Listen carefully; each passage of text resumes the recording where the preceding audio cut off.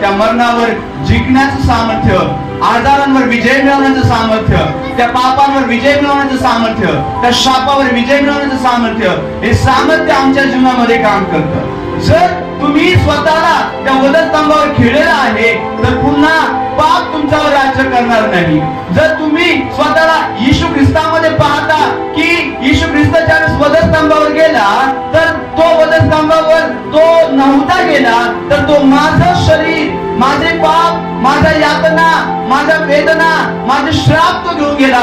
शरीर त्याचं होतं पण सगळ्या ज्या गोष्टी होत्या त्या माझ्या वाट्याच्या होत्या.